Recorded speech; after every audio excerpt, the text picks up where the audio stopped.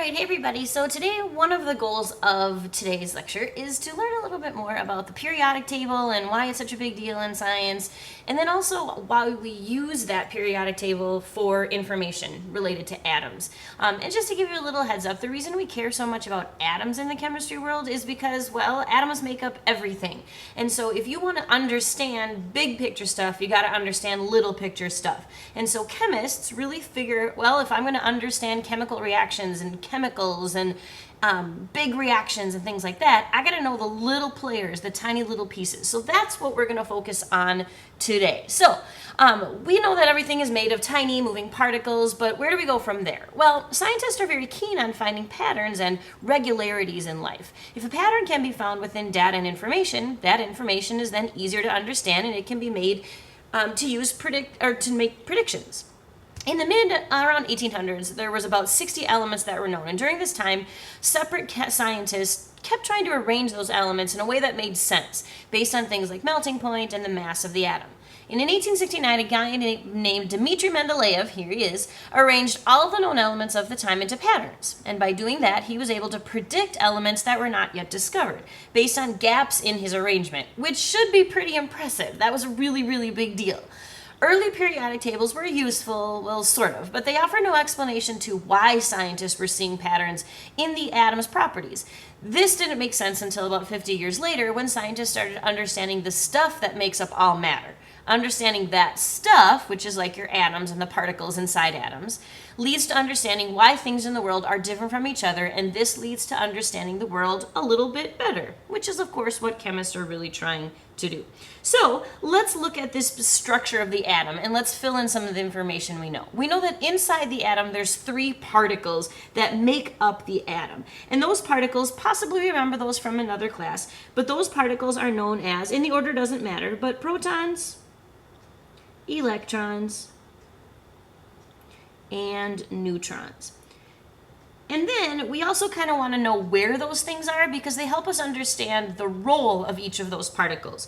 So let's go ahead and label this diagram. So what we have is we've got this big center part here. So those represented by the greenish and yellow dots right now. So that whole thing is known as the nucleus. Discovered by Rutherford, figuring out that everything was packed in the center because of his gold foil experiment. Inside the nucleus, there are 2 particles. One of them is the proton, and then the other is the neutron. Those 2 things together make up the nucleus, and that makes up most of the mass of the atom. Then you've got this big swarmy thing all the way around it, known as the electron cloud. So the electron cloud makes up the size of the atom. So most of the mass of the atom is because of the nucleus, those dense particles in the middle, and the size of the atom is the electron cloud, the electrons flying around. So then we would say that those little particles flying around are the electrons. And those electrons are also sort of are within the electron cloud or organized into what is known as energy levels. Now, knowing that structure helps us understand a little bit more about why the atoms behave the way they do. So let's read on for a little bit here. So the electron cloud is a little bit more complicated than that diagram shows. The electrons move around and between the energy levels in the electron cloud. When the electrons get extra energy, they move up 1 or more energy level, but they can't maintain that high energy, so they fall back down to their original location, which is known as ground state. When they fall back down, they have to release energy in the form of light. All forms of light are produced in this way. The kind of light depends on how many electrons are falling and where they are falling from and where they're falling to.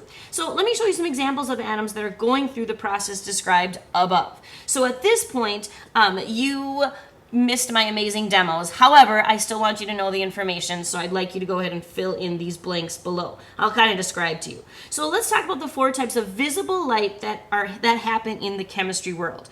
Any type of colored light that we can see, whether it is rainbow or just light bulbs or electronic displays on your cell phone, radios, whatever. What happens is the electrons in the object get energy. And that energy can be from electricity, it can be from batteries, it can be from heat, flame, it can be from the sun. They need to get energy from somewhere. When they get that extra energy, it allows the electrons to move up at least one energy level. That has to happen. If the electrons don't move up an energy level, we're not going to see any light, which is why a lot of objects in our world don't produce light, because the electrons never get enough energy to move up at least one energy level. The higher energy level, which is known as the excited state, is considered unstable. So the electrons fall back down to its original level, which remember was known as ground state. And then as it falls back to ground state, the electron has to release energy, and that is when we see light, any type of light. Now, these next three examples are going to be ones that are a little bit more specific, different types of visible light. So that first example was really just any type of light. So this next one I want to talk about is known as phosphorescence. This is really glow-in-the-dark stuff. So even though it sounds really like fancy and impressive, this is anything that glows in the dark. So the electrons get their energy from another light source, like the sun or another light bulb. Think of like if you have glow-in-the-dark stars in your room, they charge up, we think of it that way, by having the lights on. Or outside, the sun can charge up those objects. And what happens is the electrons inside that object, the glow-in-the-dark star, the glow-in-the-dark paint, whatever it is, the electrons absorb the energy from the light source. And then what happens is the electrons fall slowly, allowing the glow to happen even when the light source, you can make this fit better than I can, is gone. So this is why it glows in the dark. Because the electrons are falling slowly, what happens is you can still see that glowing even if that light source is gone. And so that's a pretty cool thing about glow-in-the-dark stuff. So that's known as phosphorescence. It has nothing to do with phosphorus, specifically the element. It's the process called phosphorescence, or things that are phosphors, and they can occur naturally. So imagine like walking into a cave and seeing like a glow-in-the-dark something, because there's minerals that naturally will phosphoresce, which is kind of cool. All right. The next one then is fluorescence. Now fluorescence sounds really fancy, or think of like fluorescent lights. This is like your black light stuff. So think of like black light bowling, or if you have a black light in your room with a special poster, or clothes that glow in black light, that kind of thing. So the electrons get their energy from UV light. So a black light is really just a super high level light bulb, a UV light. So it has a coating in it that gives it higher energy than a normal light bulb. And so the electrons get their energy from the UV light. And then they fall. So then we'll say electrons release, as they fall, they release more energy in the visible spectrum. So objects seem brighter. But as soon as that light source is gone, they don't have enough energy anymore, and then they don't glow. So that's the difference between fluorescence and phosphorescence. Phosphorescence falls slowly, so it glows even when the light source is gone, where fluorescence only happens when that extra energy, that high energy light source is there, and then the electrons are releasing more energy in the visible spectrum, so then the object seems to kind of glow. Our last example I want to go through in this little section is known as chemiluminescence. All right, so a big fancy word has the word luminous in it, which maybe kind of makes you think of light, like illuminating. And then the chemiluminescence part means that the electrons are getting their energy from a chemical reaction.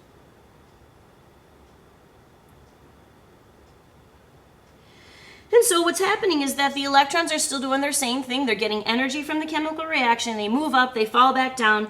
And then what happens is we see light during the reaction. So once the reaction is done, then the glowing stops, and that kind of a cool thing about it. This is similar to bioluminescence. Now bio, that prefix means something to do with life. So basically this is, which is, I guess it's chemiluminescence happening in plants or animals. Think of that scene in Finding Nemo, that big, weird, crazy, kind of cool-looking fish that had that glowing thing to attract bait. So that's chemiluminescence. So it's chemiluminescence happening in plants or animals. Fireflies also do this, which is kind of cool. Here's a cool story about fireflies. So fireflies bioluminesce when they are afraid, which is kind of sad because what happens is then their prey or whatever can see them. So if they get scared, basically they fart out a chemical that mixes with other chemicals in their body and produces that light. And then that's a reaction of being scared, which is of course kind of sad because then now their enemy would know exactly where they are. So it's kind of a sad little reaction, but kind of funny to think about. So anytime you see fireflies, you know it's because you scared them. But that is bioluminescence. All right, so that tells us some cool stuff about electrons and light, which is something we can all relate to. And so I wanted to set that apart as something more specific than just the structure of the atom, but something a little bit more specifically we can see. So those are the 4 types of visible light related in our world. All right, so let's take a break now, and what I want you to do next is open the next video to learn a little bit more about the structure of the atom and the information we can get from atoms. Thanks for listening.